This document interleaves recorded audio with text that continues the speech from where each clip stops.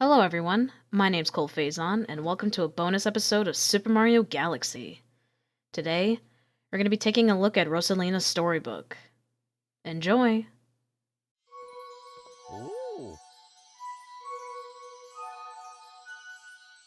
Let us begin.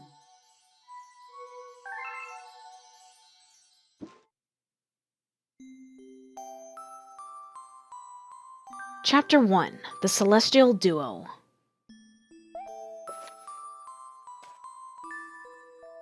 Our story begins a very, very long time ago with a young girl. One day, this girl spotted a rusted spaceship holding a small star child.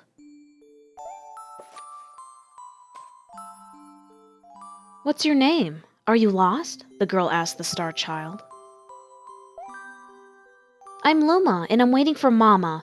She's coming for me on a comet," said the star child, who had been waiting day and night.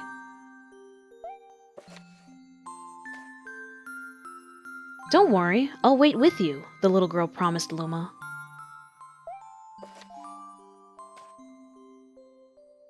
At nightfall, the little girl borrowed her father's telescope and peered into the sky. She looked and looked, but she saw nothing.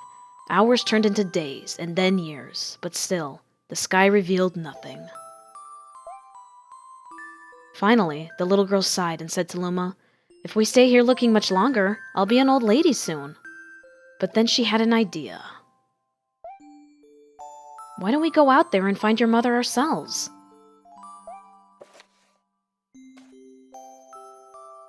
The girl and Luma fixed up the rusty spaceship, and then the two set sail into the starry sky. And this is how the search for the Celestial Mother began.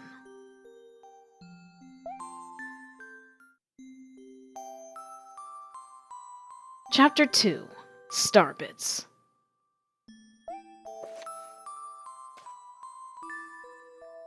Days passed with no sight of the comet or even a single planet. Instead, asteroids extended for as far as the eye could see. "If I had known it was going to take this long, I would have packed more jam," said the little girl, above the rumble of her belly.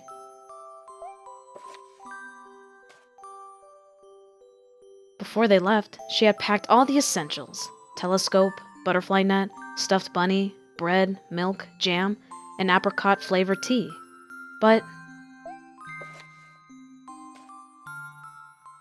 "I forgot to bring water!" At this, Luma burst into gales of laughter, and the girl began to pout. "As long as I have starbits, I'll be fine," said Luma. "Want some?" The little girl couldn't stay mad after hearing this.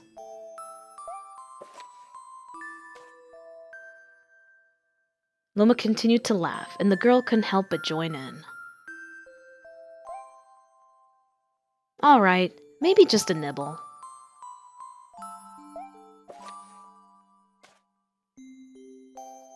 Leaning far out of the ship, the pair began to collect starbits with the girl's net. They almost fell out a few times, but they kept on collecting. The starbits tasted like honey.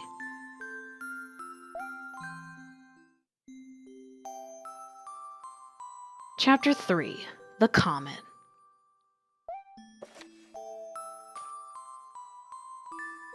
A beam of light pierced through the ship's window. Thinking it was the morning sun, the girl peered through the window, only to find a turquoise-blue comet shimmering at her. The little girl shook the sleeping Luma awake and shouted excitedly, "We have to get to that comet!"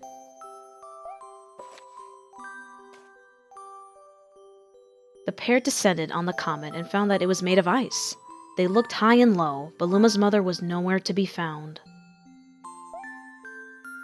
Exhausted, the little girl sat down with a flop, utterly unable to take another step. "Look!"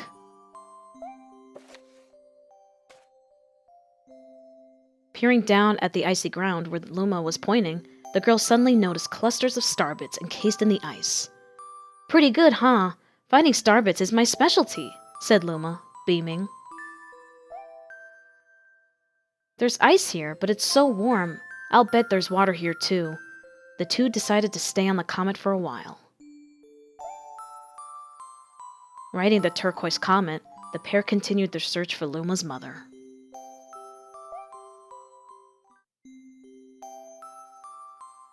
Chapter 4. The Dream.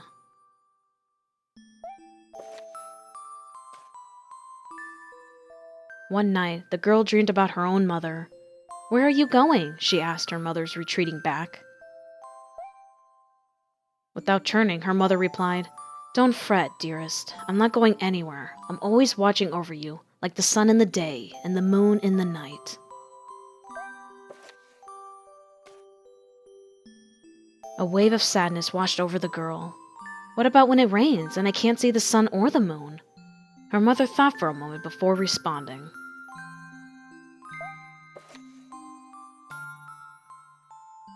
"I will turn into a star in the clouds and wait for your tears to dry."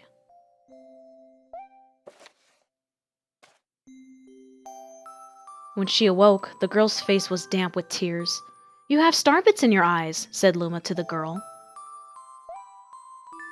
Wiping her face, the girl replied, "These are tears, not starbits. I'm crying because I'll never see my mother ever again."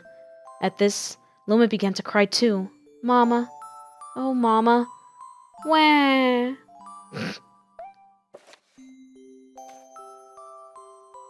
The pair traveled through the starry skies, and though they encountered many other comets, not one of them held Luma's mother.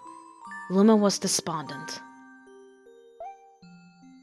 Now, Luma, the rain clouds won't go away if you keep crying," the girl said, giving Luma a squeeze. "I'll give you a present if you stop." The girl closed her eyes and said gently, "I'll take care of you." With these words, she felt a small spark in her heart.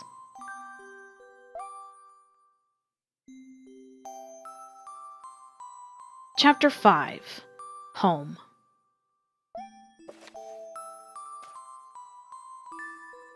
"The kitchen will go here, and the library will go over there," the girl said busily to herself. "We'll put the gate here." Ever since the girl took Luma under her care, she'd been bustling about at a feverish pace. It's a lot of work, but it's worth it to make a happy home.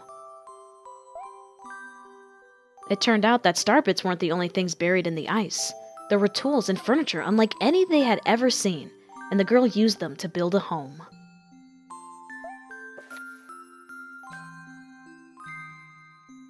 Looking at the completed house, Luma remarked, "Don't you think it's awfully big for just the two of us?"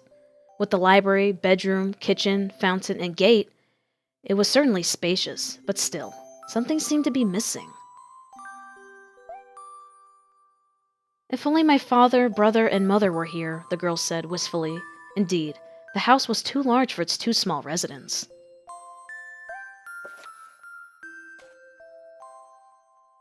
That night, clutching her favorite stuffed bunny close to her heart, the girl fell asleep in the starship.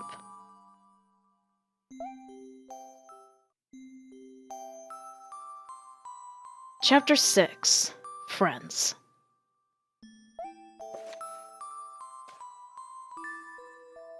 Then one day, while the girls sat sipping tea, a tiny apricot-colored planet appeared on the horizon. From the planet, another Luma of the same color emerged. "Do you two know each other?" the girl asked the two Lumas gleefully. Despite the girls' excitement, they seemed uneasy.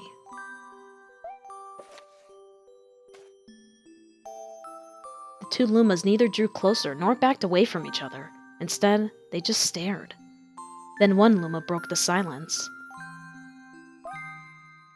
"My mama!" At once, the apricot Luma parroted back, "My mama! My mama! My mama! My mama!" The two Lumas began to dance around the girl frantically, and neither showed any sign of stopping. The girl was so charmed by this adorable scene that she couldn't help but laugh. And that's when something very strange happened.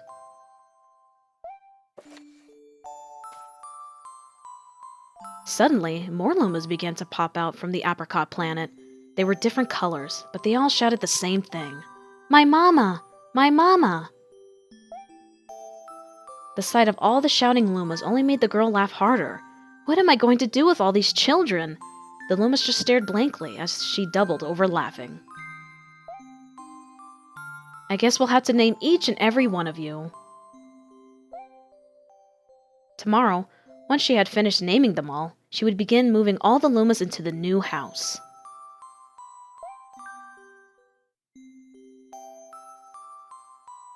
Chapter 7. The Telescope.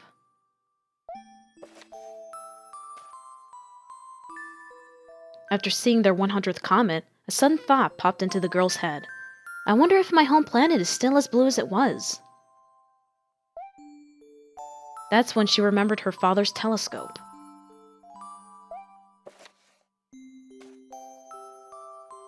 Peeking into the telescope, a tiny blue dot floated into sight. It was smaller than a star bit. How strange. It's so far away, but it feels so close.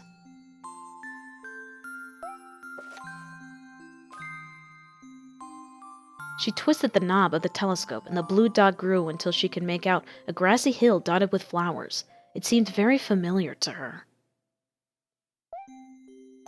Zooming even closer, a terrace on the hill came into view. I used to go stargazing there when I lived on my home planet.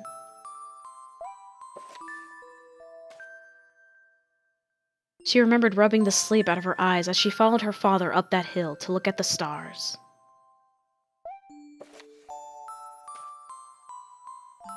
She remembered how she and her brother would sled down that hill.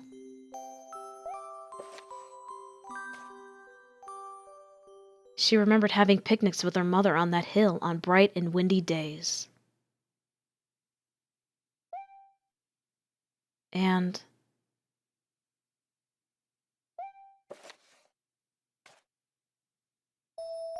I want to go home.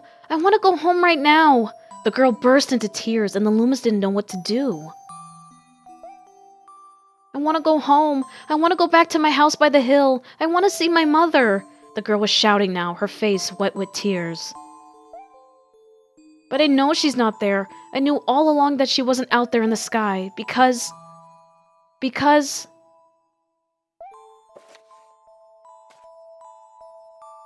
She's sleeping under the tree on the hill. The girl's cries echoed through the stars, and a hush fell over the area.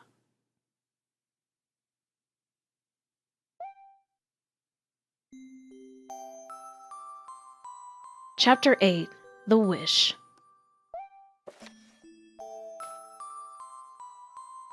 Though usually quite cheery, one day the girl became sad again. Luma drew close and tried to comfort her. Mama, you still have me. And don't be sad about your mama, because she's a part of you. That means she's always close by.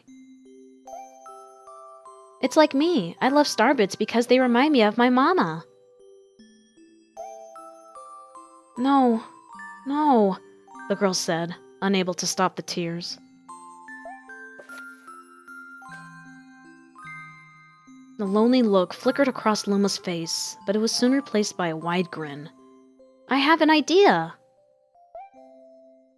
I will transform into a comet, a soaring comet that can carry you all on this journey.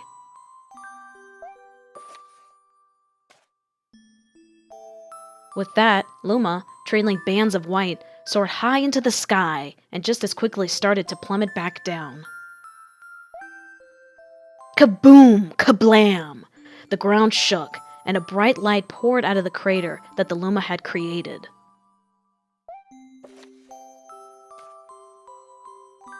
The bands of light twisted together to form a comet tail. And then Luma emerged, reborn as a comet.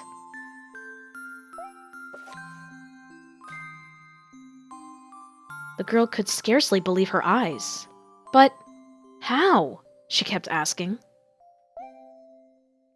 Our destiny as Lumas is to transform into different things, said a red Luma who had suddenly appeared.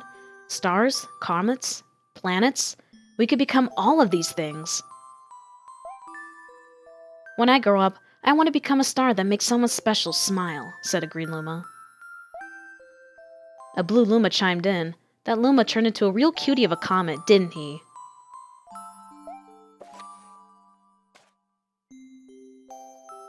All of the Lumas together said, No more crying, Mama!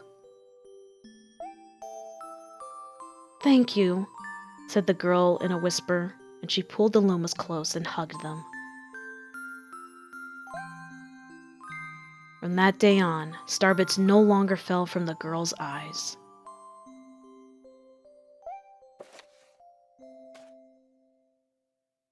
The comet set forth for the girl's home planet, its long tail blazing proudly behind it.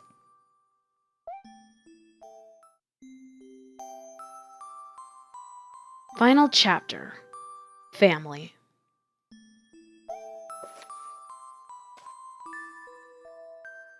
With its many Lumas and telescopes, the comet was quite a sight to behold. The girl and the Lumas were proud to call it home. At a welcoming party for a new Luma, the girl gathered everyone in the kitchen and said in a louder voice than usual, "All right, everyone, let's make a cake sprinkled with star bits. Then it will be a star cake." The Lumas excitedly began to gather the ingredients.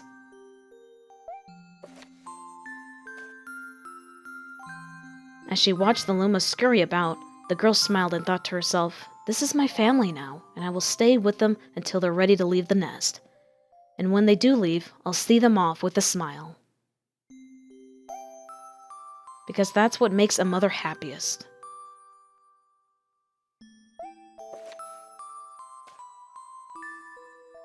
That night, when the girl lay down to sleep, a soft light enveloped her and reminded her of the blue planet she once called home. But it would be nice to return home once every 100 years to nap in my favorite sleeping nook.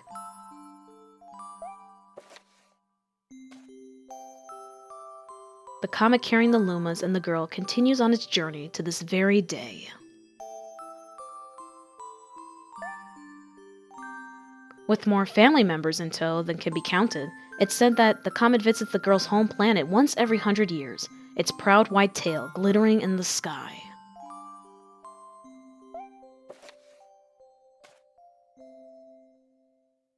The end.